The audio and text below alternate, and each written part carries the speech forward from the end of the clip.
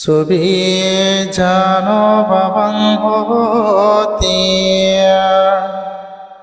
আবি জানো পারা ভাব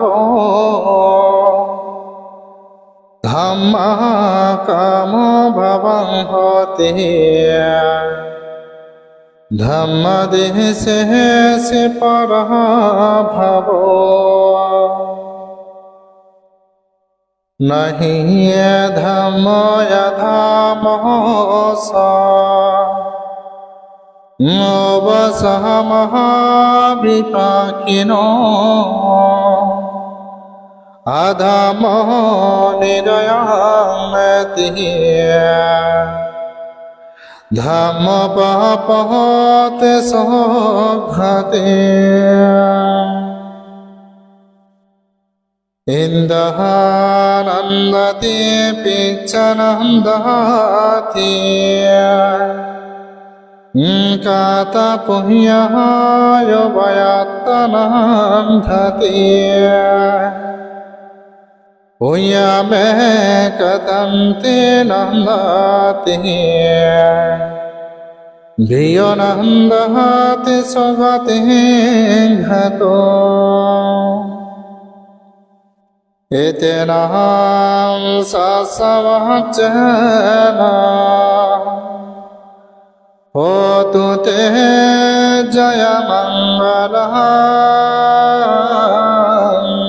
ते।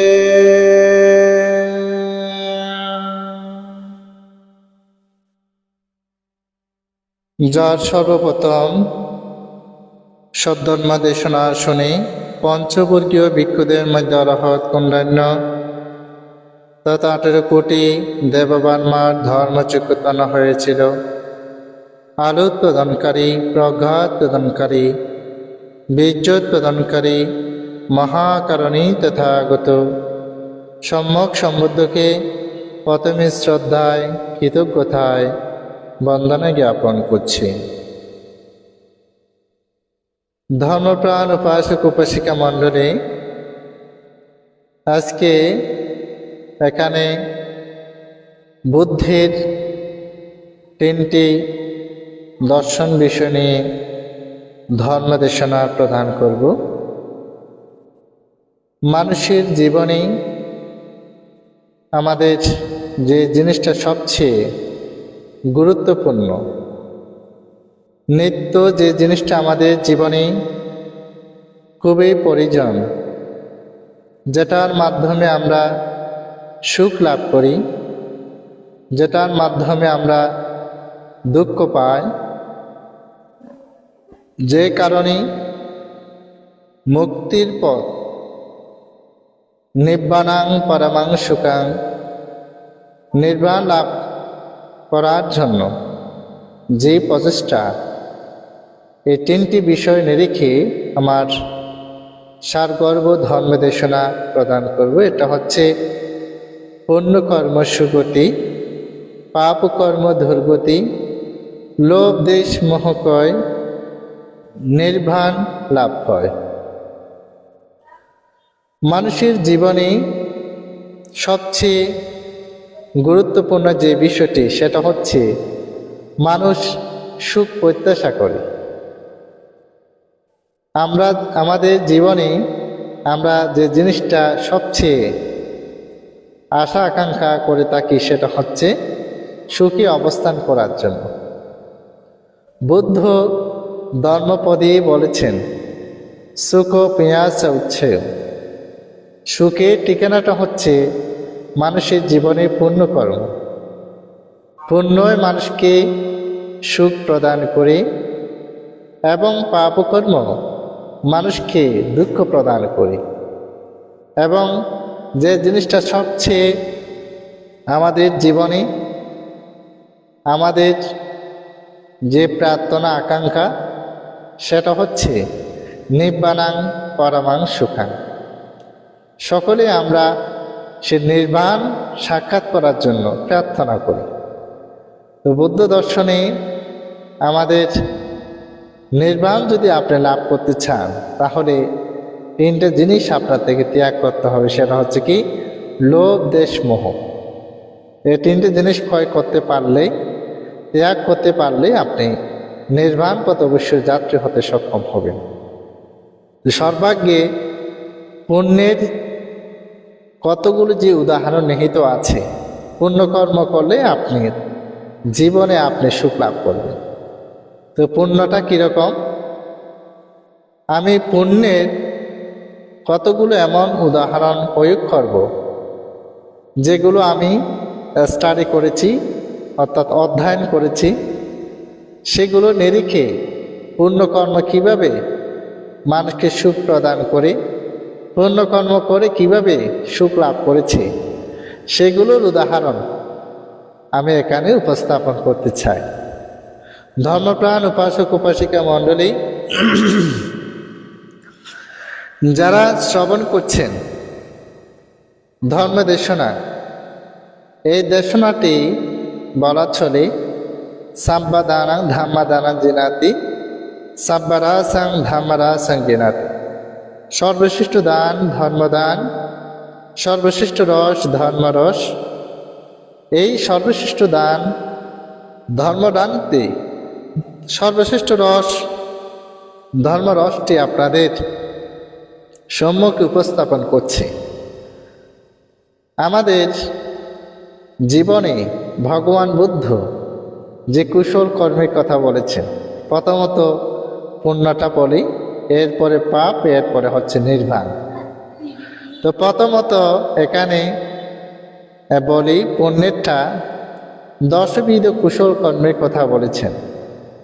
দান, শীল, ভাবনা, বড়জনের প্রতি সম্মান, মাতা পিতার প্রতি কর্তব্য, পুণ্যদান, পুণ্য অনুমোদন, ধর্মদেশনা, ধর্মশ্রবণ এবং সম্যক দৃষ্টি পরায়ণ।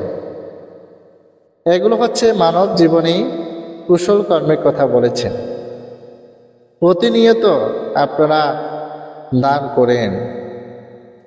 মানব জীবনে, অর্থাৎ আমাদের বুদ্ধিসত্ত্ব জীবনে তিনি যে দান পারমিতা পূর্ণতা করেছেন, কিভাবে দান পারমিতা পূর্ণতা করেছেন আপনারা সকলে কম বেশি অবগত আছেন। তিনি চক্ষু দান করেছেন, আপনারা হয়তো সেগুলো কখনো গণনা করতে পারবেন না। তিনি আকাশের যেগুলো আপনারা তারা দেখেন, সেটা কখনো আপনারা গণনা করতে পারবেন না। তার চেয়ে অধিকতর তিনি চক্ষু দান করেছেন, রক্ত দান করেছেন। আটলান্টিক মহাসাগর, প্রশান্ত মহাসাগর, ভারত মহাসাগর, তার চেয়ে অধিকতর তিনি রক্ত দান করেছেন। মাংস দান করেছেন, যেগুলো বড় বড় পাহাড় দেখেন, তার চেয়ে অধিকতর তিনি মাংস দান করেছেন।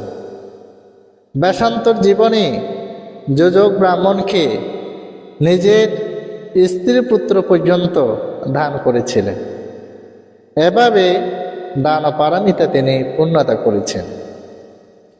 আমাদের শিবী জাতকে আপনারা পড়লে দেখবেন, সংকল্প করেছিলেন কোনো অন্ধ যাচক যদি আজকে আমার থেকে চক্ষু যাচনা করে, সঙ্গে সঙ্গে আমি চক্ষু দান করব। স্বর্গের দেবরাজ চিন্তা করলেন, তিনি যে সংকল্প করেছেন আসলে কি তিনি এই চক্ষু দান করবেন? তখন অন্ধ বেশ ধারণ করে এসেছিলেন, বলেছিলেন আমি অন্ধ, আমাকে আপনি কি চোখ দুটি দান করবেন? সঙ্গে সঙ্গে আমাদের সে বুদ্ধিসত্ত্ব প্রস্তুত ছিলেন, এখনই আমার চোখ দুটি আপনাকে দান করুন। এভাবে দান পারমিতা তিনি পূর্ণতা করেছেন। আপনারা তো যে দান কর্মটি সম্পাদন করেন, অনেক মানুষের ক্ষেত্রে দেখা যায়, যেটা আমাদের চিত্ত সম্পত্তি দানের ক্ষেত্রে সবচেয়ে গুরুত্বপূর্ণ যে বিষয়টি আমি মনে করি, সেটা হচ্ছে মানুষের জীবনে চিত্ত সম্পত্তি। দান দেওয়ার আগে, দান দেওয়ার সময়, দান দেওয়ার পরে আপনার মনে বলতে আপনার চিত্তে তিনটে জিনিস থাকতে পারবে না। লোভ থাকতে পারবে না, দেশ থাকতে পারবে না, মোহ থাকতে পারবে না। দেখেন কত গুরুত্বপূর্ণ। দেবার সময়ও, দেবার আগেও থাকতে পারবে না, দেবার সময় থাকতে পারবে না, দেওয়ার পরেও আপনার মনে এই তিনটে জিনিস থাকতে পারবে না। লোভ, দেশ, মোহ, এগুলো আপনার মনে থাকতে পারবে না। কত গুরুত্বপূর্ণ দেখেন। আমাদের জীবনে আমরা যে দানগুলো সম্পাদন করি, বস্তু সম্পত্তির ক্ষেত্রে আপনি যেগুলো দান দিচ্ছেন সেটা সৎ উপায়ে উপার্জিত কিনা। দান করছেন ঠিক আছে, সেটা সৎ উপায়ে উপার্জিত কিনা। কোনো কাউকে ঠকিয়ে আপনি কোনো দান করছেন কিনা, সেটা বিবেচনা করে চিন্তা চেতনার মাধ্যমে আপনার থেকে দান করতে হবে। বস্তু সম্পত্তিটা দেখেন কীরকম গুরুত্বপূর্ণ, চিত্ত সম্পত্তিটাও গুরুত্বপূর্ণ এবং বস্তু সম্পত্তিটাও গুরুত্বপূর্ণ, এবং প্রতিগ্রাহক শীলবান প্রজ্ঞাবান ভিক্ষু সংঘকে আপনার থেকে দান করতে হবে। এভাবে দান ও পারমিতার যে কত যে ফল বর্ণনা নিহিত আছে। দান দেবেন যে যখনই মনোজগতে উৎপন্ন করেছেন, যেটাকে চেতনার কথা বলেছেন। মানুষ দান যখনই করবেন, এটাকে পূর্ব থেকে, যেটাকে চেতনা বলা হয়। পূর্ব চেতনা, মঞ্চন চেতনা এবং অপর চেতনা। যখন আপনি দান দেবেন, দান দেবার সংকল্প করেছেন, তখন থেকেই পূর্ণ হচ্ছে। এটাকে পূর্ব চেতনা বলেছে। মঞ্চন চেতনা, যে চিত্ত নিয়ে, যে মন নিয়ে দান দেবেন, সেরকম ফল আপনার লাভ করবেন। বুদ্ধের সমকালীন সময় খুব সুন্দর একটি উদাহরণ আছে। এক উপাসিকা মাটি লেপন করছেন, তার নাম ছিল পঞ্চপাশা। পাচিকা বুদ্ধ থেকে একটু মাটির প্রয়োজন, তার দ্বারে উপস্থিত হয়েছিলেন। তিনি চিন্তা করলেন, পঞ্চপাশা চিন্তা করলেন, বান্তেরা তো পিণ্ডচারণ করে, দেখলাম যে মাটিও যে ভিক্ষা করে সেটা তো জানে না। রাগ ও চিত উৎপন্ন করে তিনি মাটি দান করেছিলেন পাত্রে, অর্থাৎ সাবাকে। দান হয়েছে, কিন্তু পরের জন্মে দেখা যায় তার চেহারা খুশির চেহারা হয়েছে। মাটি দানের পুণ্যের ফলটা তিনি লাভ করেছেন, তার দেহ শীতল হয়েছে।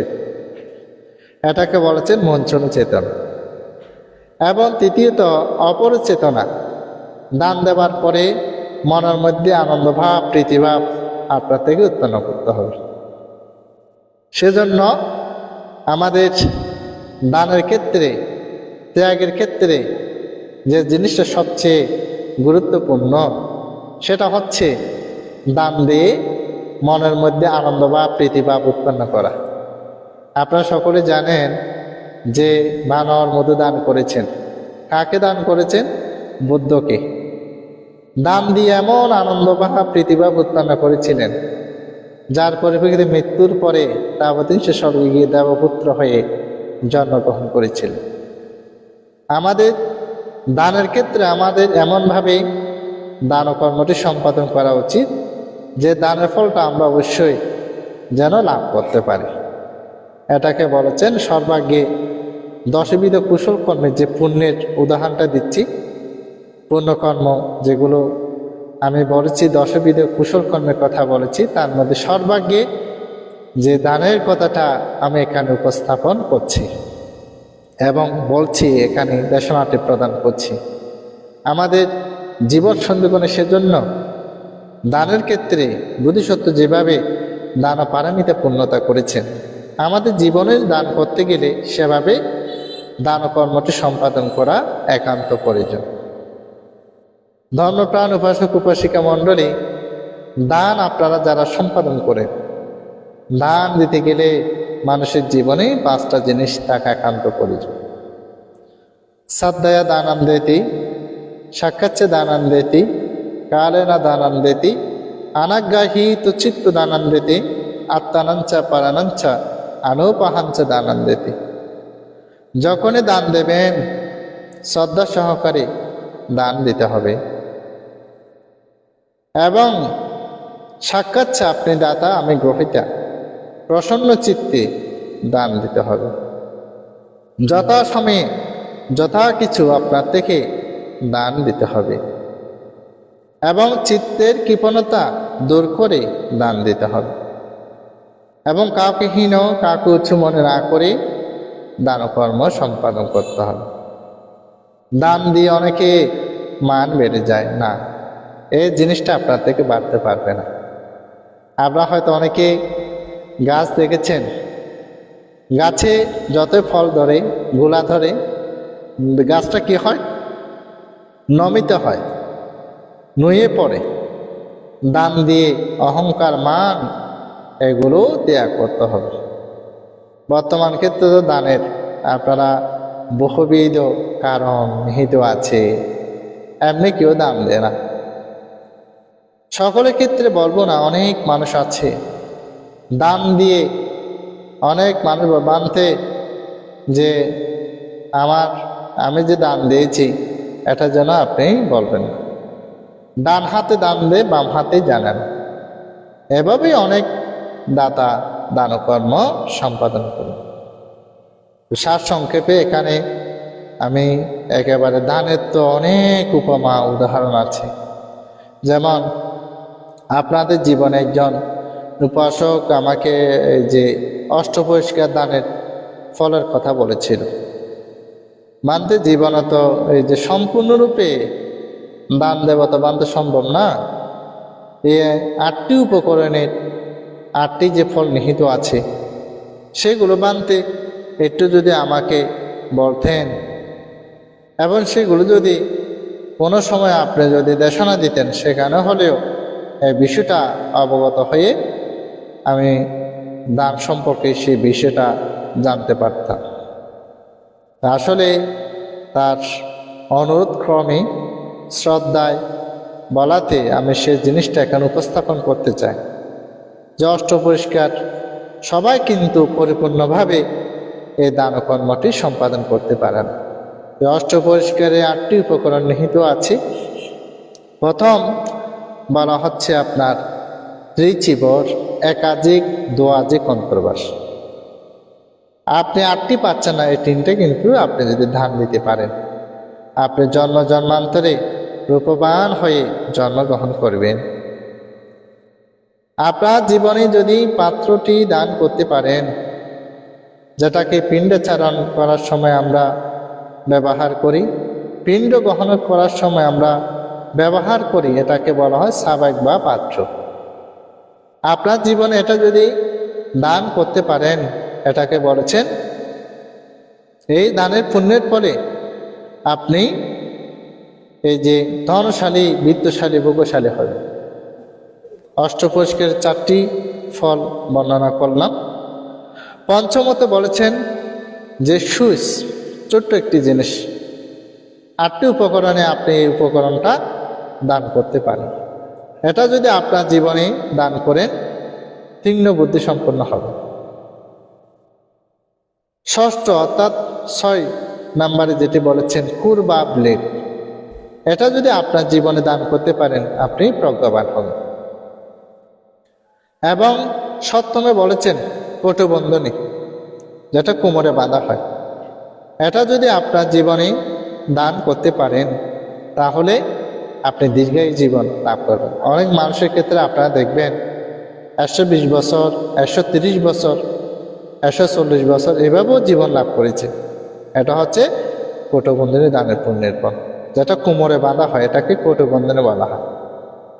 এবং শেষান্তে বলেছেন জলসাকনি, এটা যদি আপনার জীবনে দান করতে পারেন, আপনি নিরোগী সুঠাম দেহের অধিকারী হন। আমি সারসংক্ষেপে এই উপাসকের আহ্বানে, তিনি হয়তো এখানে দেখছেন, হয়তো লাইভটি তিনি দেখছেন, সেখানে শ্রবণ করে আপনি হয়তো অবগত হতে পারবেন। আমি 8টি উপকরণে 8টি ফল এখানে বর্ণনা করলাম। তো দান বিষয়ে আর বলছি না। দ্বিতীয়ত হচ্ছে মানব জীবনে 10বিধ কুশল কর্ম, পুণ্যকর্মের দ্বিতীয় হচ্ছে 2 নম্বর হচ্ছে শীল। মানব জীবনে সবচেয়ে আমি মনে করি গুরুত্বপূর্ণ শিরক। আমরা অনেক সময় অনেক মানুষের ক্ষেত্রে দেখা যায় কাপড় থেকে বলুন, শরীর থেকে বলুন, গন্ধ বের হয়। তখন আমরা কি করি? বডি স্প্রে ব্যবহার করি। বডি স্প্রে যদি আপনি ব্যবহার করেন কতক্ষণ থাকবে? যদি বেশি ভালো হয় 1 দিন বা 2 দিন 3 দিন, এর বাইরে তো আর থাকবে না। কিন্তু বুদ্ধ বলেন শিলা গান্ধু সমা গান্ধু পুতু নামং ভবিষ্যতি। শিলের গুণ অনুকূল প্রতিকূলে প্রবাহিত করে এবং শিলবান মানুষসানা প্রিয় হতে দেবতানাম প্রিয় হতে। মানুষের প্রিয় হয়, দেবতারও প্রিয় হয়। যে কোনো বিপদ আপদ থেকে তারা রক্ষা পেতে সক্ষম হন যারা প্রকৃতপক্ষে শিলবান। আপনারা সকলে জানেন আমাদের সারিপুত্র ভ্রান্তে ভগবান বুদ্ধ যখন 30 জন ভিক্ষুকে ধ্যান করার জন্য পাঠাচ্ছেন, তখন বুদ্ধ বলেছিলেন, হে ভিক্ষুগণ, তোমরা যাওয়ার সময় সারিপুত্র ভ্রান্তের সাথে একটু দেখা করে দিও। যখন সে 30 জন ভিক্ষু সারিপুত্র ভ্রান্তের সাথে দেখা করতে গেল, সেখানে 7 বছরের সে অরহৎ শ্রমণকে দিয়েছিল। তখন তারা মন ক্ষুণ্ণ করেছিলেন যে আমরা ধ্যান করতে যাচ্ছি, ছোট্ট একজন শ্রমণকে 7 বছরের, কেন তাকে আমাদের সঙ্গে দেওয়া হচ্ছে? যেহেতু বুদ্ধ বলেছেন অবশ্যই নিয়ে যেতে হবে, তখন তাকে নিয়ে গিয়েছিল। নিয়ে যাওয়ার পরিপ্রেক্ষিতে বনে গিয়েছেন, কুটির নির্মাণ করা হয়েছে, কুটিরে অবস্থান করছেন। সেখানে বনের মধ্যে বনভিক্ষু দেবী আছে, তাকে নাকি নরবলি দিতে হবে। উপস্থিত হলো সেখানে, বলছেন আপনাদের যে কোনো একজনকে আমাদেরকে দিতে হবে। বলছেন কেন? বনভিক্ষু দেবীকে নরবলি দিতে হবে। এখন সবাই বলে যাব, আমি যাব, এ বলে আমি, কিন্তু মন থেকে কেউ বলে না, যেহেতু আপন প্রাণ সবার প্রিয়। শেষান্তে 7 বছরের সেই অরহৎ শ্রমণ সংকিচ্ছ বলেছিলেন, ভ্রান্তে আপনারা কেউ যাবেন না, আমি যাব। এ শ্রমণ গিয়েছিল। ডাকাত যখনই তলোয়ার দিয়ে তাকে হত্যা করতে চায়, তলোয়ার যখনই তাকে নিক্ষেপ করে, এ তলোয়ার বাঁকা হয়ে যায়। 7 জন ডাকাত সেই শ্রমণের কাছে নত হয়ে তার পায়ের সান্নিধ্যে পড়েছিল, পায়ে একেবারে লুটিয়ে পড়েছিল। এই 7 জন ডাকাতকে ভগবান বুদ্ধের কাছে এনে তাদেরকে সবাইকে উপসম্পাদন দিয়েছে। কিসের প্রভাবে হলো? যে আমি আপনাদেরকে বললাম শিলের যে গুণ, শিলের কেমন প্রভাব দেখুন এই সংকীর্ণ শ্রবণের। ধর্মপ্রাণ উপাসক উপাসিকা কেমন শিলের অনেকবিধ ফল নিহিত আছে। যেমন আপনারা সকলে জানেন বোধিসত্ত্ব জীবনে আমাদের বুদ্ধ, তিনি রাজ পরিবারে রাখাল ছিলেন। সন্ধ্যার সময় যখন দুপুরে তো কিছু খায়নি, সন্ধ্যার সময় আসে দেখলো যে অনেকে সংক্রমণ করছেন, অনেকে ভাবনা করছেন। এগুলো দেখে বোধিসত্ত্ব বলেছিলেন আজকে কি? তখন বলেছেন আজকে উপসৎ, সকলে অষ্টশীল গ্রহণ করেছে। তখন তিনি আহার গ্রহণ না করে তিনি কি করেছিলেন? অষ্টাঙ্গশীল গ্রহণ করেছেন। যার পরিপ্রেক্ষিতে রাত্রে উদার ঝালা উৎপন্ন হওয়ার পরেও তিনি কিন্তু অষ্টশীল ভঙ্গ করেন। যার পরিপ্রেক্ষিতে মৃত্যুর পরে তিনি তাবতীংশ স্বর্গে উৎপন্ন হয়ে দেবপুত্র হয়ে জন্মগ্রহণ করেছিলেন। এগুলো বলার একটিমাত্র কারণ যে শিলের উদাহরণ দিচ্ছি। আরেকজন যে শিল গ্রহণ করেছেন, ভাবতে বলেছিল প্রাণে হত্যা করা যাবে না, সে কি করেছিল? ঠিক এই বনে গিয়েছেন, অজগর তাকে ভক্ষণ করেছেন, কিন্তু তার হাতে ধারালো ছুরি ছিল না, সে কখনো সেটা নিক্ষেপ করল না। নিক্ষেপ না করে তিনি কি করেছিলেন? একেবারে তাকে সে অজগর ভক্ষণ করেছিলেন, কিন্তু তলোয়ার সেই অর্থাৎ তাকে আঘাত করেন, অজগরকে আঘাত করেন, কিন্তু সে অজগর 1 মিনিট পর্যন্ত তার পেটে রাখতে পারেন, গুলি করে দিয়েছে। তা কিসের প্রভাব কথা বললাম? শিলের প্রভাব। আরেকটি উদাহরণ, যে ব্রাহ্মণ আর ব্রাহ্মণী, যে ব্রাহ্মণী বলেছিল বড় বড় থেকে 3 জন যে মোটা মোটা বড় বড় থেকে ফাং করে আনার জন্য বলেছিল, পিণ্ডদান দেবে। এনেছিল কাদের? ছোট ছোট 3 জন শ্রমণকে। ব্রাহ্মণী এগুলো দেখে অত্যন্ত রাগান্বিত হয়েছে। শেষান্তে সেই ব্রাহ্মণ আবার বের হয়ে যে মোটা মোটা একেবারে সন্ন্যাসী 3 জন সন্ন্যাসী সে এনেছিল, তখন বলেছিলেন হ্যাঁ এদেরকে তো বলেছিলেন, কিন্তু সে সন্ন্যাসীগণ এ শ্রমণদেরকে চিনতে পেরেছিল। এ শ্রমণ করেছিল অরহর। ব্রাহ্মণের সেই অশ্রদ্ধা দেখে একজন শ্রমণ আকাশমান করে গেল, আরেকজন শ্রমণ দেওয়াল 2 ভাগে বিভক্ত করে চলে গেল, 8 জন শ্রমণ মাটি ভেদ করে প্রবেশ করল। এগুলো দেখে অবাক হলেন। এটা কিসের প্রভাব? শিলের প্রভাব। ভগবান বুদ্ধ আরো 4 প্রকার শিলের কথা বলেছেন: পাতিমুখ্য সংবরণশীল, ইন্দ্রিয় সংবরণশীল, আজীবক পরিশুদ্ধশীল এবং প্রত্যয় শূন্যশীল।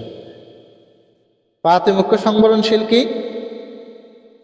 প্রাতি অর্থ পতিত, মুখ্য অর্থ হচ্ছে নির্বাণ। প্রকৃতপক্ষে যিনি শীল প্রতিপালন করবে তিনি অবশ্যই নির্বাণ পথে যাত্রা হতে সক্ষম হবেন। জীবনে এই পাতিমুখ্য সংবরণশীলকে 2 ভাগে ভাগ করেছেন: চারিত্রশীল, পারিত্রশীল। চারিত্র মানে কি? বুদ্ধিবৃক্ষ থেকে শুরু করে কুশল কর্ম, পুণ্যকর্ম, সর্বদা বিহারে সাম্মাজ্ঞানের কর্ম, পরিষ্কার পরিচ্ছন্ন পুরানো চৈত্য সেগুলোকে নির্মাণ থেকে শুরু করে যে কর্মগুলো করা হয় এটাকে বলেছেন চারিত্রশীল। বারিত্র মানে কি?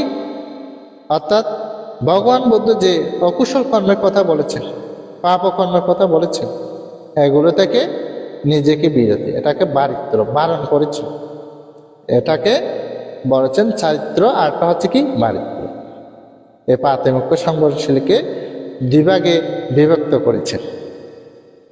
দ্বিতীয় হচ্ছে ইন্দ্রিয়, 2 নম্বরে হচ্ছে ইন্দ্রিয় সংবরণশীল। এই ইন্দ্রিয় সংবরণশীল অর্থাৎ যেটাকে সচেতন বলা হয়: চক্ষু, কর্ণ, নাসিকা, জিহ্বা, ত্বক, স্পর্শ এবং মন। চোখের মাধ্যমে লোভ উৎপন্ন হয়, যেমন সুন্দর একটি জিনিস দেখেছেন, এটা ফুল দেখেছেন, সেটা পাওয়ার জন্য কিসের মাধ্যমে হচ্ছে? এটা চোখের মাধ্যমে হচ্ছে। চক্ষু, কর্ণ অর্থাৎ শ্রবণ, কেউ প্রশংসা করলে ভালো লাগে আর একটু করত। চক্ষু, কর্ণ, নাসিকা, ঘ্রাণ, আমাদের সুগন্ধি, এই সুগন্ধি আমাদের সবচেয়ে, অর্থাৎ এটার মাধ্যমে, সুগন্ধির মাধ্যমে লোভ উৎপন্ন হচ্ছে। চক্ষু, কর্ণ, নাসিকা, জিহ্বা স্বাদ পেলে, মজা পেলে সেটা আরো পাওয়ার জন্য চায়, ঠিক আছে। এবং চক্ষু, কর্ণ, নাসিকা, জিহ্বা, ত্বক অর্থাৎ স্পর্শ। এই যে আমাদের শরীরে যখন ঠান্ডা অনুভূত হয় তখন কি এই যে আমরা এই শরীরে ঠান্ডা এবং গরম উৎপন্ন হয়, যখন যেটার প্রয়োজন সেটা যখন অনুভব করা হয় তখন কি লাগে? ভালো লাগে। এখানে যে 5টি কথা বললাম, চক্ষু, কর্ণ, নাসিকা, জিহ্বা, ত্বক, চক্ষু, কর্ণ, নাসিকা, জিহ্বা, ত্বক, স্পর্শ এবং মন, 5টা জিনিস মানুষ দমন করতে পারলে পর একটা জিনিস মানুষ দমন করতে পারে, সেটা হচ্ছে কি? মানুষের মন। সেই জন্য গানে বর্ণিত আছে, চোখ বাঁধা যায়, হাত বাঁধা যায়, পা বাঁধা যায়, কিন্তু মানুষের মন বাঁধা যায়। এই মনকে আপনার থেকে বাঁধতে হবে। এটাকে বলা হচ্ছে সরাইতে হবে, 6টি ইন্দ্রিয়। এই ইন্দ্রিয় সম্বরণ করতে হবে, এই ইন্দ্রিয়গুলোকে সম্বরণ করতে হবে, এটাকে বলা হচ্ছে ইন্দ্রিয় সম্বরণশীল। 3 নম্বরে বলেছেন আজীবক পরিশুদ্ধশীল, অর্থাৎ এটা কীরকম? সম্মুখভাবে জীবন জীবিকা নির্বাহ করা।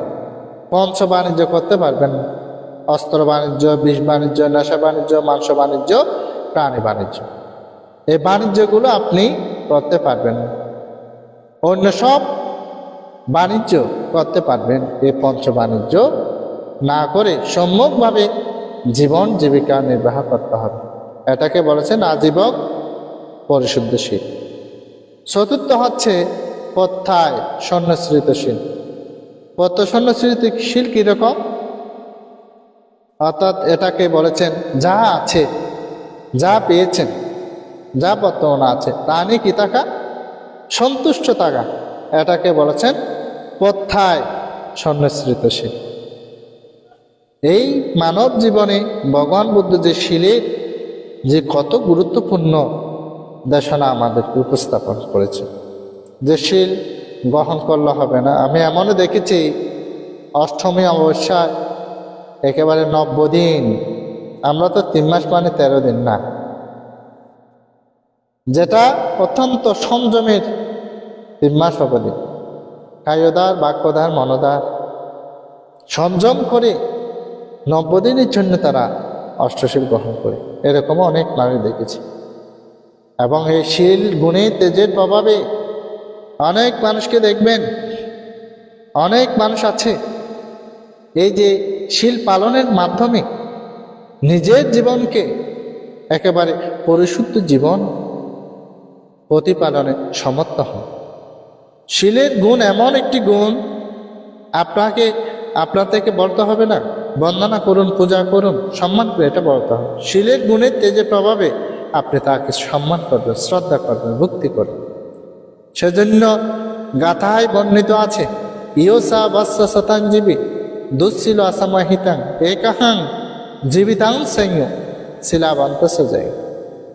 দুশ্চরিত্র জীবন এবং কামাচার জীবন ছাইতে একাহাং জীবিতাং সৈন্য, একদিন মাত্র জীবন বেঁচে থাকুন, সেটা হচ্ছে কি জীবন? শিলাবন্ত সজায়নু, শিলবান হয়ে আপনি জীবন বেঁচে থাকুন। একদিন না পারলে সমস্যা নেই, 1 ঘন্টা না পারলে সমস্যা নেই, 5 মিনিট 10 মিনিট, এভাবে প্রকৃতপক্ষে শীল পালন করুন। সেজন্য বলতেন যে শিলা গান্ধ সামাগান্ধ পুতনা, সেজন্য বলেছি শীলের গুণ অনুকূল প্রতিকূলে প্রবাহিত করে। এবং যারা শিলবান তারা অবশ্যই মানুষসানার প্রিয় হতে, দেবতানাং প্রিয় হতে, মানুষের প্রিয় হয়, দেবতারও তারা কি হয়? প্রিয় পাত্র হতে সক্ষম। ধর্মপ্রাণ উপাসক উপাসিকা মণ্ডলী, সেজন্য প্রকৃতপক্ষে শীলবান যদি হতে পারেন, ইহ জীবনে নন্দিত, পরজীবনে আপনি নন্দিত এবং প্রশংসিত হতে সক্ষম হবেন। দানের কথা বলেছি, শীলের কথা বলেছি। এবং তৃতীয়ত হচ্ছে ভাবনা। আমাদের আপনি 2টা করলে হবে না, 2টা করেছেন ঠিক, তৃতীয় জিনিসটা আমাদের জীবন সবচেয়ে গুরুত্বপূর্ণ, সেটা হচ্ছে কি? নির্বাণ যদি লাভ করতে চান আপনাদেরকে অবশ্যই ভাবনা করতে হবে। সেখানে যারা ভাবনায় বসে, সাতিপাট্টান সূত্রতে স্পষ্টভাবে উল্লেখিত আছে, ভাবনা বসলে, ধ্যানে বসলে আপনার থেকে কিভাবে ধ্যান করতে হবে, সেখানে গুরু আচার্য থাকেন, তিনি ধ্যান সম্পর্কে সে শিক্ষাটা প্রদান করে থাকেন। যে বর্ণিত আছে সাতিপাট্টান সূত্রে, গাতে টিট্টে নিচিন্নে সুত্তে জাগারিতে বাসিতে তন্নিভাবে সম্পাদনা করেন।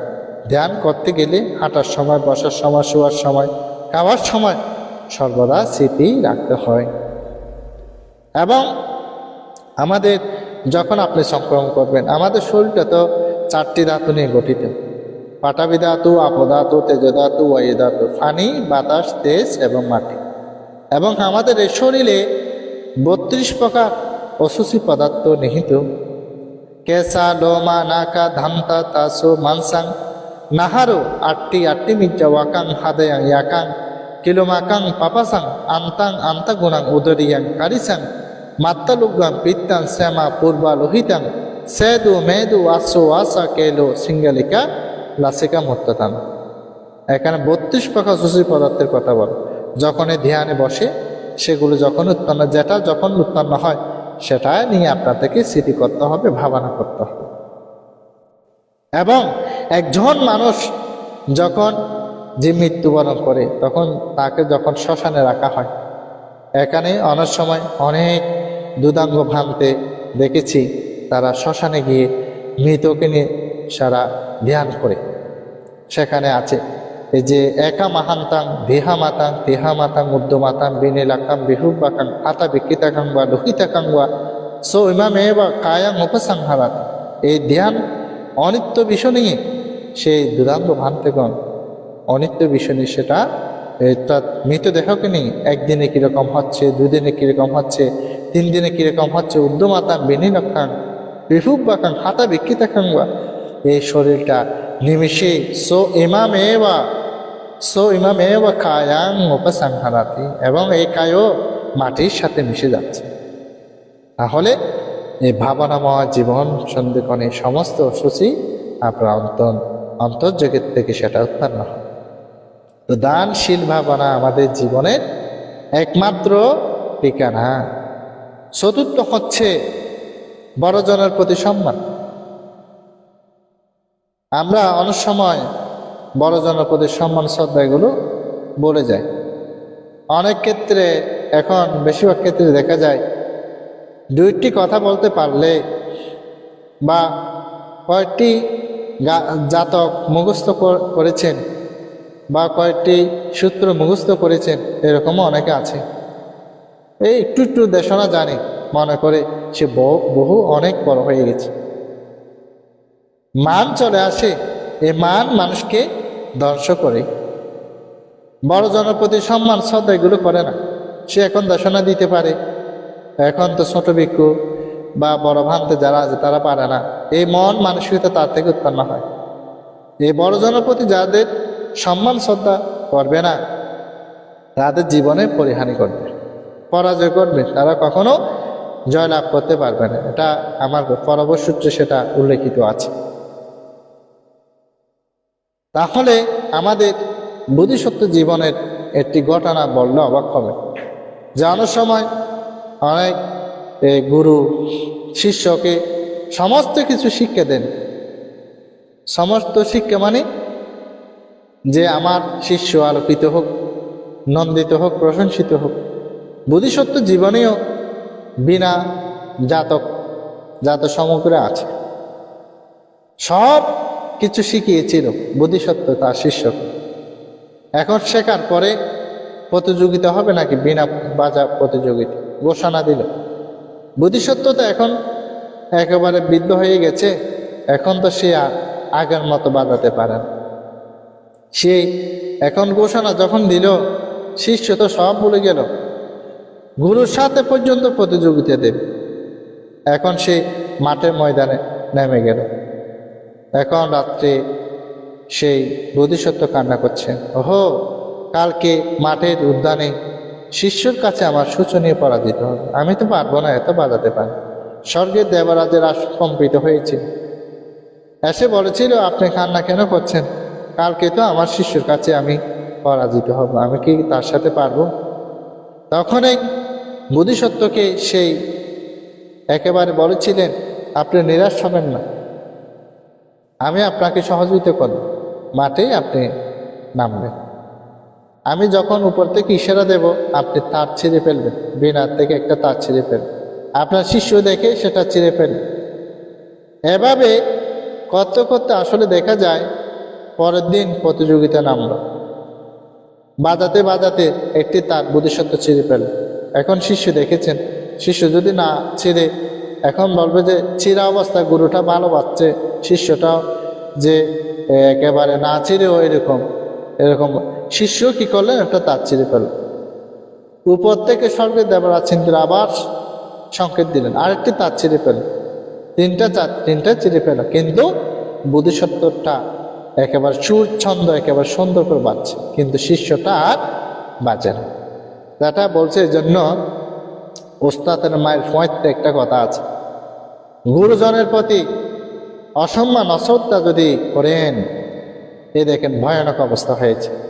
সেজন্য বলছি, বড়জনের প্রতি সম্মান শ্রদ্ধা গৌরব এটা অবশ্যই করতে হবে। আপনারা মঙ্গলসূত্রে এটা কথা আছে, কারা বোঝা গৌরবনীয় ব্যক্তি বড়জনের প্রতি শ্রদ্ধা সম্মান করতে হবে। মানুষের ক্ষেত্রে তো আশা আছে বড় সড়ো, ভিক্ষুর ক্ষেত্রে এরকম আছে, 5 মিনিট আগে 10 মিনিট আগে সীমাঘর থেকে যদি বের হয়, ইনি আপনার বড়জন, ওনাকে সম্মান শ্রদ্ধা করতে হবে। এবং মানুষ ভিক্ষু তির্যক প্রাণের মধ্যে কি আছে, বড় ছোট আছে। এক সময় এটি গাছের নিচে দাঁড়ালো বানর, হাতি এবং তিতির পাখি।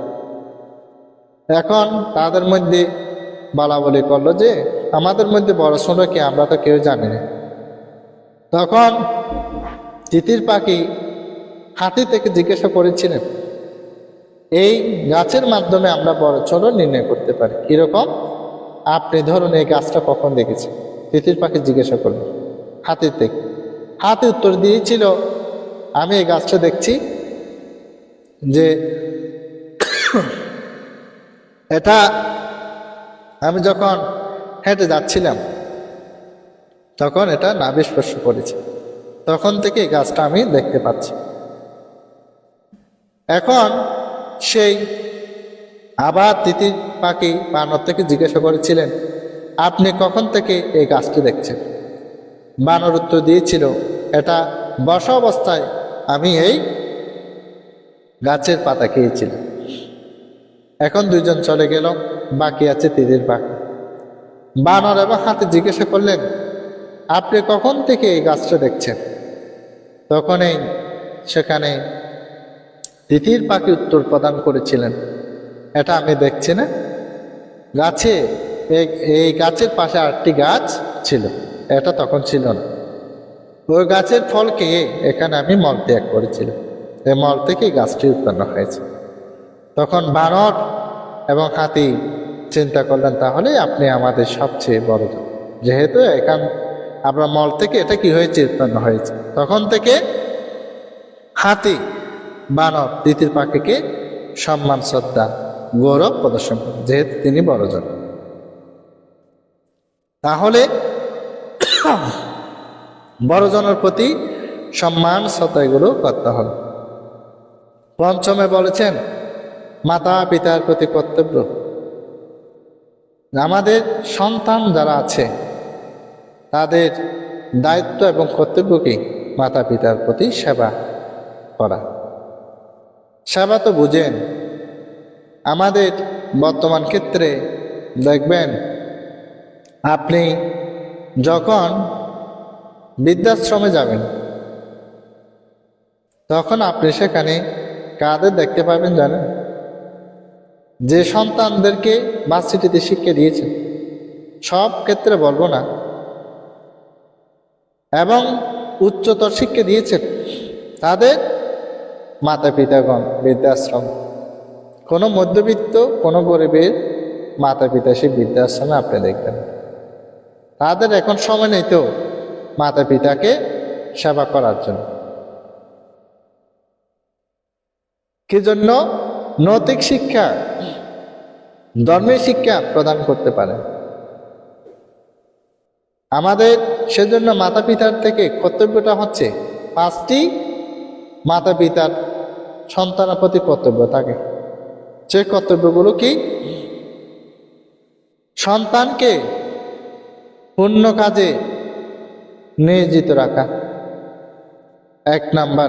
2 নাম্বার হচ্ছে পাপ কাজ থেকে বিরত রাখা। তৃতীয়ত হচ্ছে উপযুক্ত সময় শিক্ষা দেওয়া। চতুর্থ হচ্ছে উপযুক্ত সময় বিবাহ বন্ধনে আবদ্ধ করা। পঞ্চম হচ্ছে উপযুক্ত সময় সম্পদের উত্তরাধিকারী করা। এগুলো হচ্ছে 5টা দায়িত্ব কর্তব্য হচ্ছে মাতা পিতার। তো আমি কি বলেছি? পুণ্য কাজে। যে কোনো কুশল কর্মে সন্তানকে নিয়োজিত রাখতে হবে এবং পাপ ও কাজ থেকে বিরত রাখতে হবে। অনেক মাতাকে দেখেছি উৎসাহ দিতে, পাপ ও কাজ উৎসাহ দিতে, নৈতিক শিক্ষা ধর্মের শিক্ষা দিতে নারাজ। তাহলে আপনি বৃদ্ধাশ্রমে যাবেন না কেন? আপনি তো ধর্মের শিক্ষা দেন, বাচ্চাটি শিক্ষা দিয়েছে। সেজন্য আমাদের প্রয়োজন নৈতিক শিক্ষা অর্থাৎ ধর্মের শিক্ষা প্রদান করা। আপনারা মাটি দেখেছেন, মাটি নরম থাকলে সব কিছু বানানো যায়, পুতুল, বাঘ, সিংহ সব কিছু বানানো। মাটি যদি শক্ত হয়ে যায় কোনো কিছু বানার সুযোগ নেই। তাহলে আমাদের বুদ্ধকে বন্দনা করার পরে আপনাদের মাতা পিতা বন্দনা আছে। বুদ্ধকে যেভাবে করেছে সেভাবে ছোটকালে আপনাদেরকেও আপনারা বসবেন, আপনাদেরকে বসে সন্তানেরও সেভাবে কি করবে? বন্দনা করবে। যেমন আছে মাতা বন্দনা আছে, দাসা মাসাং উড়ে কেত্তাং কিরাং পায়াত্তা বাড্ডেছে দিবারাত্রি সে পৌঁছিতি মা তো পাদার নামা। এটার অর্থটা কি? যে মাতা 10 মাস 10 দিন গর্ভধারণ করে, পৌঁছিতি পোষণ করেছে, দিবারাত্রি সা দিবারাত্রি, কিরাং কিরাং মানে হচ্ছে দুধ, পায়েত্তে বাড্ডেছে আয়ু বর্ণ বৃদ্ধি করার জন্য, শরীর বর্ধন করার জন্য যে মা আমাকে লালন পালন করেছে সে মাতাকে আমি বন্দনা করছি। পিতা বন্দনা আছে, দায়া পারিপূর্ণ বা জানাকো পিতারাং মামাং বসেছি বুদ্ধিং কারেছি ওয়ান্দে তার পিতা। এটার অর্থটা কি? যে পিতা করুণাদার স্নেহ বিতরণে লালন পালন দান করে পরম যতনে, সে পিতার গুণরাশি সরিয়া নমিতেছি ভক্তি বরে শ্রীপাদনম। এটার অর্থটা কি? যে পিতা করুণাদার স্নেহ ভিতরে আমাকে স্নেহ করেছেন, লালন করেছেন, সে পিতার কৃতজ্ঞতা স্মরণ করে আমি কি করছি? নমিতেছি ভক্তি, এবং আমি ভক্তি ভরে আমার পিতাকে বন্দনা করছি। এই আদর্শিক চিন্তা চেতনায় যদি সন্তানকে গঠন করতে পারেন, যেমন আমরা বলে থাকি, সেটার প্রকৃষ্ট প্রমাণও আছে। যেমন বাঘের ঘরে বাঘ জন্মে, সিংহের ঘরে সিংহ জন্মে, হাতির ঘরে হাতি জন্মে, কিন্তু দেখবেন মানুষের ঘরে কখনো মানুষ জন্মে। আলোকিত পিতা, নন্দিত পিতা, প্রকৌশলী পিতা, প্রকৌশলী পিতা, বিজ্ঞানী পিতা কি? তিনি সমাদৃত নন্দিত একজন, কিন্তু সন্তান শিক্ষক। পিতা কিরকম? শিক্ষক। সন্তান কিন্তু শিক্ষক হয়ে জন্মগ্রহণ করেন। ছেলে পিতা বিজ্ঞানী, সেই ছেলে বিজ্ঞানী হয়ে জন্মগ্রহণ করেন।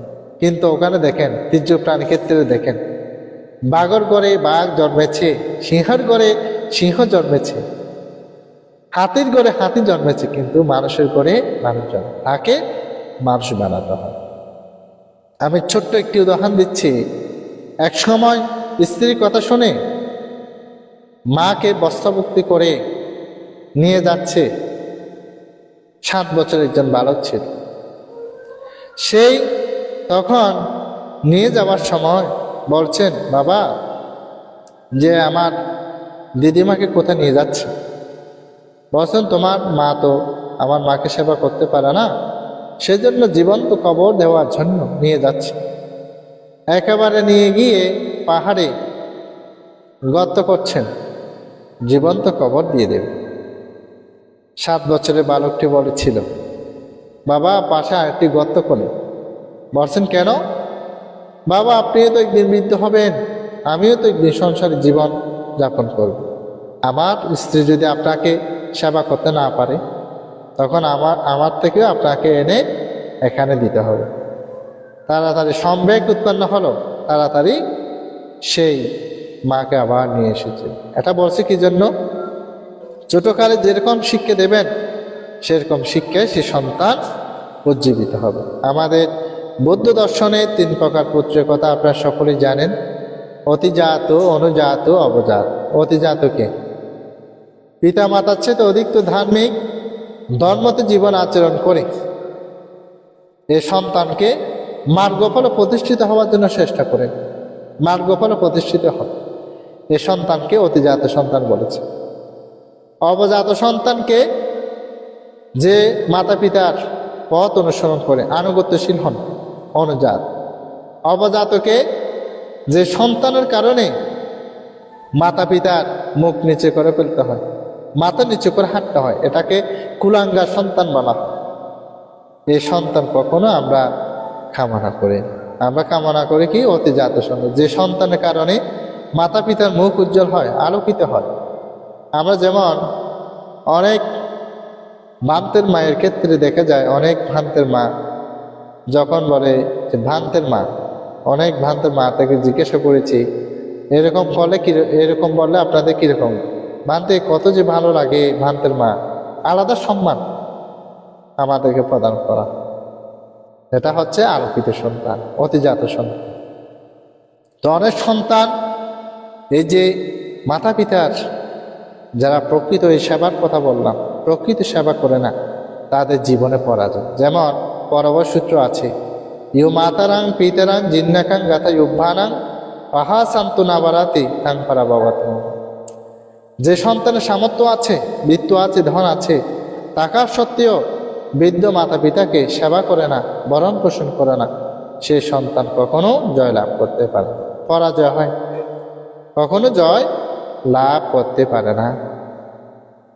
তাহলে এই মানব জীবনে আমাদের মাতা পিতার যাদের আশীর্বাদ আছে, তারা জীবনে আলোকিত হতে পেরেছেন, নন্দিত হতে পেরেছেন, এবং যে কোনো বিপদ আপদ থেকে তারা রক্ষা পেতে সক্ষম। আপনারা যখন জাত সমগ্র পড়বেন সেখানে দেখবেন আমাদের বোধিসত্ত্ব শুকুরকুলে জন্ম নিয়েছিলেন।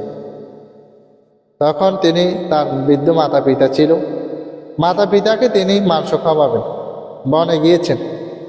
সে বনে গিয়ে দেখল যে মাংস সন্ধানে যখন প্রবেশ করলো, বেয়াদও তাকে ধরে পেল। এখন দল যখন সে কান্নাকাটি করছেন, বলছেন আমার কোনো দুঃখ নেই, হতাশ নেই, কিন্তু যে আমার বৃদ্ধ মাতা পিতা আছে তাদেরকে কে দেখাশোনা করবে? এভাবে রোদন বিলাপ যখন করছেন, বেয়াদও বলছেন তুমি ফাঁদে পড়েছ, এখন তুমি তোমার কথা চিন্তা না করে তোমার বৃদ্ধ মায়ের কথা কেন চিন্তা করছো? তখন তিনি বলেছিলেন এই পৃথিবী দেখার একটি মাত্র সৌভাগ্য হয়েছিল সে মাতা পিতা, আমি তাদেরকে সেবা করি, ভরণ পোষণ করি। এই কথা শুনে বেয়াদ সে শুকুরকে অর্থাৎ আমাদের বোধিসত্ত্বকে ছেড়ে দিয়েছে। তার মাতা পিতার আশীর্বাদের কথা বলছে। জীবনে যাদের মাতা পিতার আশীর্বাদ আছে, পুষ্ট আছে, জীবনে তারা নন্দিত আলোকিত হতে পেরেছে। সেজন্য আমরা আমাদের পরম পূজ্য প্রয়াত ও পায়াযুত মাহাদের তার সুন্দর একটি দেশনা মানুষকে মুগ্ধ করেছিল। তিনি একটি দেশনা বলেছিলেন, বুদ্ধকে পূজা দিলে পুণ্য হবে, না দিলে পাপ হবে না। যদি মাতা পিতাকে সেবা না করেন, ভরণ পোষণ না করেন, আপনার জীবনে পাপ হবে। মা হচ্ছে কিরকম, যে ব্রহ্মার গুণের অন্তহীন সে মাতা পিতার গুণ তাকে মেত্তা, করুণা, মুদিতা, উপেক্ষা এই মার থেকে থাকে। সন্তান গর্ভে আমার আসার সাথে সাথে প্রার্থনা আরাধনা তার থাকে, আমার সন্তান আলোকিত সন্তান হোক, নন্দিত সন্তান হোক। মার প্রার্থনা, বুদ্ধের সমূহ প্রার্থনা, মৈত্রী ভাবনা, করুণা। সন্তান দুঃখে পড়লে, কষ্ট পড়লে পশু পাখি না জানার আগে একমাত্র জানে কে? মা জানে, আর কেউ জানে। করুণা, মুদিতা, সমদৃষ্টি মার থেকে নিহিত আছে। উপেক্ষা, কষ্ট দুঃখ, দুঃখ প্রদান করুক, কখনো অভিশাপ দেয় না। তিনি হচ্ছে আমাদের থেকে সেরকম মাতা পিতার প্রতি দায়িত্ব, কর্তব্য পালন করতে হবে। আপনারা সকলে জানেন লণ্ঠক বদ্রী বানতে যে মাতাকে সেবা করেছিলেন, দুইবেলা পিণ্ডে চান করে, বুদ্ধ সেটাকে সাধুবাদ দিয়েছিল হাজার হাজার ভিক্ষু সমাবেশে। তার হচ্ছে লণ্ঠক বদ্রী ভান। আমাদের জীবন সন্ধিক্ষণে সেরকম জীবনে মাতা পিতাকে সেবা করতে হবে, ভরণ পোষণ করতে হবে, তাহলে যে কোনো বিপদ আপদ থেকে আমরা রক্ষা পাবো, এবং নিজের জীবনকে পূর্ণ আলোকে উদ্ভাসিত হতে পারে। ভিক্ষু জীবনে বাবাকে সেবা করেছি, মাতাকে সেবা করেছি, সৌভাগ্য হয়েছে। এ সেবা পুণ্যের ফল রন্ধে রন্ধে তিলে তিলে সেগুলো উপলব্ধি করতে পারছি। সেজন্য বলবো, মাতা পিতার প্রতি দায়িত্ব কর্তব্য পালন করতে হবে। 5 নাম্বার গেল দানশীল ভাবনা, বড়জনের প্রতি সম্মান, মাতা পিতার প্রতি কর্তব্য পুণ্যদান। আমরা যখন কোনো জ্ঞাতি মৃত্যুবরণ করি তখন আমরা কি করি? পুণ্যদান করি। পুণ্যদানটা হচ্ছে কি, আপনার জীবনে যেগুলো পুণ্য করেছেন সেগুলো কি করি? আমার জীবনে যেগুলো পুণ্য করে তার উদ্দেশ্যে করি, সেটা দান করি। পুণ্য অনুমোদন, যেমন অনুমোদনটা হচ্ছে, যেমন আপনারা সকলে সাধুবাদ দেন না, এটার অনুমোদন। আপনার কুশল কর্মকে আমি সাধুবাদ জানাচ্ছি, এটাকে বলা অনুমোদন। ধর্মদেশনা, ধর্মসভা, ধর্মদেশনা এতক্ষণ পর্যন্ত যেগুলো করছি ধর্মদেশনা, এবং এগুলো কি করছেন? আপনারা শ্রবণ করছেন এবং সম্যক দৃষ্টি করেন।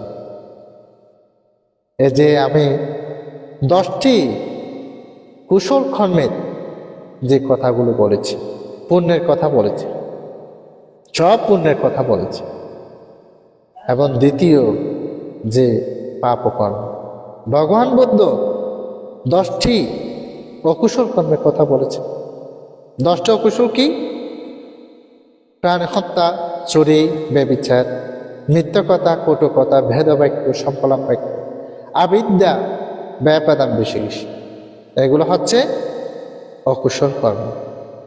প্রাণী হত্যা তো বুঝেন, যাদের জীবনে প্রাণী হত্যা করে তারা অল্পায়নে জন্মগ্রহণ করে, মাতৃজঠরে মৃত্যুবরণ করে, অ্যাক্সিডেন্টে মৃত্যুবরণ করে, এভাবেই তাদের জীবন বিপন্ন হয়ে যায়। এটাকে বলেছেন প্রাণী হত্যার কুফল। চুরি, গরিব হয়ে জন্মগ্রহণ, ব্যভিচার, এগুলো হচ্ছে অকুশল কর্ম। এগুলো যদি আমি বর্ণনা করতে যাই অনেক সময়ের প্রয়োজন। শুধুমাত্র 10টি কুশল কর্মের কথা এতক্ষণ পর্যন্ত আলোচনা করেছি, এখন করছি অকুশল। তাহলে প্রাণী হত্যা এমনি হয় না, 4টি কারণ: কৃত, কারিত, অনুমোদিত, প্রশংসা। এই প্রাণী হত্যা থেকে বিরত থাকবে, চুরি থেকে বিরত থাকবে, ব্যভিচার থেকে বিরত থাকবে, এগুলো অকুশল কর্মের কথা বলছি। এবং বাক্যধারে মানুষ 4টি কর্ম বাক্য বলে, সেগুলো কি? মিথ্যা কথা, অহরহর এখন মিথ্যা হতো। এই মিথ্যা বাক্য থেকে বিরত থাকবে। যাদের জীবনে মিথ্যা বাক্য ভাষণ করে তাদের মুখ থেকে দুর্গন্ধ বের, এই মিথ্যা বাক্য থেকে বিরত থাকবে। তারপরে বলেছেন কটু বা ককশ বাক্য। মানুষ দেখতে সুন্দর হলে কি হবে, কিন্তু তার আচার আচরণ সুন্দর না। আমাদের বোধিসত্ত্বের মা এরকম ছিল, মানুষের সাথে ঝগড়া বিভেদ করত। আমাদের সেই বোধিসত্ত্ব নগর ভ্রমণে বের করেছে। এ পাখির কণ্ঠ শোনা, এ পাখির কণ্ঠ শোনা, সে শান্তি কোকিলের কণ্ঠ শুনেছে। তখন থেকে তার সম্মুখ উত্থান হয়েছে, ওহো আমি কি কর্ম করছি, কি বাক্য ব্যবহার করি। যেমন আমাদের পরম পূজ্য দুদাঙ্গ সাধক ডক্টর দীপঙ্কর মাহাতের, তার একটি সুন্দর দেশনা আমার মনোজগতে এখনো ধারণ করে আছে। সেটা হচ্ছে সদেভান্ত একটি দেশনা করেছেন, মুগ্ধকর একটি দেশনা। যদি অনেক মানুষ আছে ছাদের মতো সুন্দর, তিনি যদি প্রবঞ্চকারী হয়, তিনি যদি মিথ্যাকারী হয়, তাকে বিষ্ঠার মতন ত্যাগ করতে বলেছে। আর যদি আপনার কল্যাণ মিত্র হয়, তার কথা যদি তিত করার মতো হয়, আর তার চেহারা যদি কাটানোর মতো হয়, তাকে ত্যাগ না করার জন্য বলে, যেহেতু সে আপনার কল্যাণ। সেজন্য বলেছেন কটু বা ককশ বাক্য থেকে বিরত থাকতে হবে। তারপর বলছেন কি বেদ বাক্য, এটা খুব বেশি।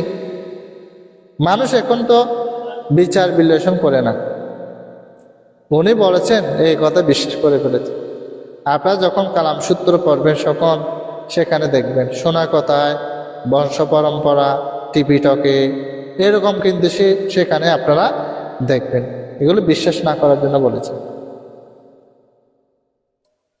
এই ভেদ সৃষ্টি করে দে, একজনের কথা একজনকে লাগিয়ে দিয়ে সম্পর্ক বিনিষ্ট করে দেন, এটাকে বলেছেন বেদ বাক্য। তারপরে কি সম্পলাপ বাক্য, যে কথার অর্থ নাই, যুক্তি নেই, এরকম বাক্য ব্যবহার করে, এটাকে বলেছেন সম্পলাপ বাক্য। যেমন এটাকে বাছারও বলা হয়। বাছা বোধিসত্ত্ব কুটির অবস্থান করতেন, সেখানে একটি পাখি শব্দ করে থাকতো, ঠাটা টা শব্দ করত। বোধিসত্ত্ব বলেছিল এই শব্দের কারণে তার মৃত্যু হয়। এই কথা বলেছেন ধ্যান করার জন্য। যখন গিয়েছেন ধ্যান থেকে আসার পরে পাখি নেই। তার সেবক থেকে জিজ্ঞাসা করলাম পাখিটা কোথায়? বলেছিল আপনি যেটা বলেছেন সেটাও হয়েছে। এটা হচ্ছে বাচালতার। আরেকজন দেখলাম কাটুরিয়া কাঠ কাটছেন, সেখানে একজন গিয়ে বলছেন এদিকে কাটেন, ওদিকে কাটেন। তার রাগ উৎপন্ন হয়ে তাকে সে মেরে দিল, মরে গিয়েছে। এটা হচ্ছে বাচাল অর্থাৎ সম্পলাপ বাক্য। এগুলো থেকে বিরত থাকতে হয়। তারপরে বলছেন আবিদ্যা। আবিদ্যা হচ্ছে লোভ। আবিদ্যা হচ্ছে কি? লোভ। এই লোভ পরিহার, লোভ দেশ মোহ আপনার থেকে পরিহার করতে হবে। অর্থাৎ যে কাম আসক্তি, এগুলো আপনার থেকে ত্যাগ করতে হবে। চাহিদা, চাওয়া পাওয়া, আকাঙ্ক্ষা, এগুলো ত্যাগ করতে হবে। আবিদ্যা মানে হচ্ছে লোভ। ব্যাপাদান, ব্যাপাদান হচ্ছে হিংসা। তা আমাদের এই অহিংসা যেহেতু বলা হয়, অনেক মানুষ মনে করে আমাদের তো হিংসা নাই, অহিংসা বলে তো। আসলে সকলের মনোজগতে হিংসায় ভরপুর। কোনজন যখন প্রতিষ্ঠিত হয়, আলোকিত হয়, সহ্য করতে পারে না তো, এমনি বলে কি অহিংসা। কাকড়া দেখেছেন? কাকড়া, একটা কাকড়া যখন উঠে আরেকটি কাকড়া কি করে? তাকে নামিয়ে ফেলে, উঠতে দেয় না। এটাকে বলেছেন আরো নাকি বলে অহিংসা। আমাদের হারাহার হিংসা। এই হিংসা ত্যাগ করতে হয়। বেশি কিসের সন্দেহ, এগুলো হচ্ছে কি অকুশল কর্ম কথা বললাম। তাহলে পুণ্যের কথা বললাম, পাপের কথা বললাম, এবং সে শান্তি নিব্বানাং পরমাংশ। নির্বাণ যদি লাভ করতে চান তাহলে লোভ দেশ মোহ ত্যাগ করতে হবে। সেটার একটি উদাহরণ দিই। আপনারা সকলেই বিচি খান, শিমের বিচি ধরুন। এই লোভ দেশ মোহটা কিভাবে ত্যাগ করবেন? কিভাবে ত্যাগ করলে আপনি নির্বাণ পাবেন? যদি কোনো বিচি বোতলে ভরে রেখেছেন, পানি না পায়, বাতাস না পায়, মাটি না অঙ্কুরিত হবে? সবাই বলবেন মানতে এটা তো অঙ্কুরিত হবে না। যদি বোতল থেকে যখন খুলবেন পানি পাবে, বাতাস পাবে, মাটি পাবে, অঙ্কুরিত হবে? বলবেন মানতে এটা অবশ্যই অঙ্কুরিত হবে। তা আমাদের জীবন সুন্দর এই প্রশ্নটা করতে চাই, এক সময় মাটি পাবে, পানি পাবে, একেবারে বাতাস পাবে, কিন্তু অঙ্কুরিত হবে না। এটা কিভাবে অঙ্কুরিত হবে না? এটাকে যদি আপনি না হয় বীজটাকে অঙ্কুরিত না হওয়ার মতন আপনার থেকে সিদ্ধ করে ফেলতে হবে, না হয় লবণ হলুদ দিয়ে আপনাকে বেজে ফেলতে হবে। তাহলে আর যদি পানিও পাই, বাতাস পাই, মাটি আর অঙ্কুরিত হবে না। সেজন্য বলছি আমাদের জীবনেও লোভ দেশ মোহকে না হয় সিদ্ধ করে ফেলতে হবে, না হয় বিষ্ণুর মতন বেজে ফেলতে হবে। সেজন্য আমাদের শ্রদ্ধেয় আর্য শ্রাবক গণভান্ত একটি উক্তি সমগ্র বিশ্বে একেবারে সমাদৃত হয়েছিল।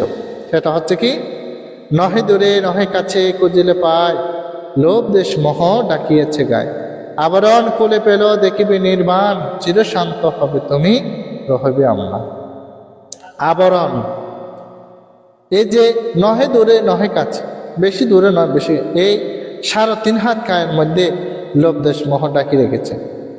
আবরণ খুলে পেল দেখিবি নির্বাণ, এই আবরণ যদি খুলতে পারেন নির্বাণ অবশ্যই আপনি লাভ করতে পারবেন। আবরণ বলতে চকলেট খান না আপনারা সকলেই, চকলেটের উপরে একটা কাগজ থাকে, এই কাগজটা যখন খুলবেন কি পাবেন? চকলেট পাবেন। চকলেটটা পাবেন, আবরণ অর্থাৎ কাগজটা, ওই উপরে কাগজটাকে কি বলেছেন? আবরণ। এটা করলে কি পাবেন? চকলেট। তখন কি হবে? মুখে দেবেন, ভালো লাগবে। ওই আমাদের জীবনীয় আবরণ বলতে লোভ দেশ মোহকে আপনার থেকে ত্যাগ করতে হবে, তাহলে নিব্বানাং পরামাং সুখাং, নির্বাণ পথে যাত্রা হতে সক্ষম হবে। সকলে জয় মঙ্গল কামনা করে, নিরোগ দীর্ঘ জীবন কামনা করে, যারা এতক্ষণ পর্যন্ত ধর্ম দেশনা শ্রবণ করেছেন সকলের নিরোগ দীর্ঘ জীবন কামনা করে, যারা শ্রবণ করেছেন, যারা শ্রবণ করেননি সকলের জয় মঙ্গল কামনা করে, উত্তর শ্রীবৃদ্ধিমান জীবন কামনা করে। আজকের মতন ধর্মদেশনা, আজকে পুণ্য পাপ এবং অপ্রমাদ, এ 3টি বিষয় নিরিখে ধর্মদেশনা এখানে শেষ করলাম। সাব্বে সাত্তা সুখিতা হন্ত, জগতের সকল প্রাণী সুখী হোক, দুঃখ থেকে মুক্তি লাভ করো।